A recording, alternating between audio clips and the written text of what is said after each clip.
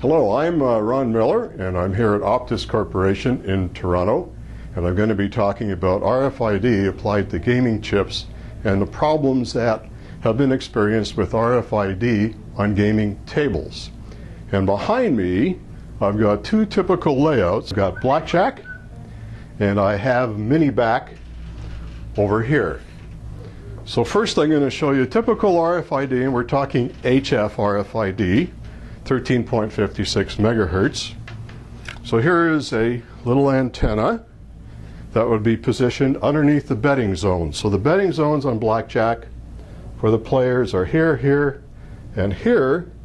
This is a little zone for a side bet. So now if you want to read 20 chips high, like so, you would need an antenna whose diameter is about that. So here's an antenna whose diameter is about that. It's about 3 inches. So the antennas go here, underneath the table. One there, and you can envisage 7 antennas around like that.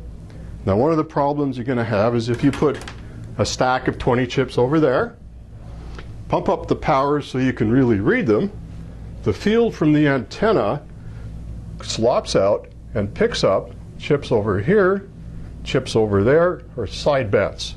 Also, the players are sitting over here, and they would have typically a big stack of chips like about there.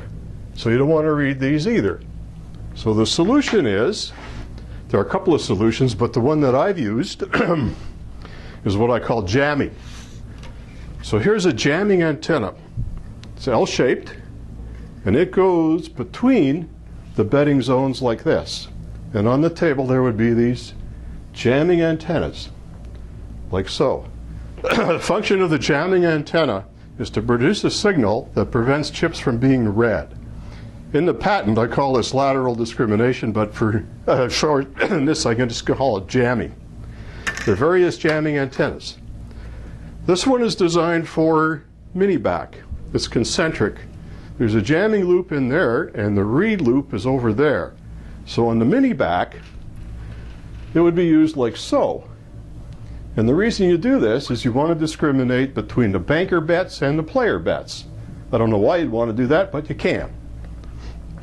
Now the technology that has been used before is 15693.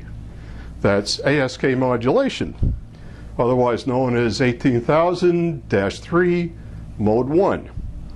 Now a lot of gaming chips now incorporate PJM, which is mode 2. So I'm going to show you a demonstration in the lab of how mode 2 can be jammed the same way as mode 1 could be jammed. Well, that's a brief introduction. I'm going to go over to the screen and I'm going to show you some theory and how it's going to work, and then later we'll go into the lab and we'll see the setup on the bench.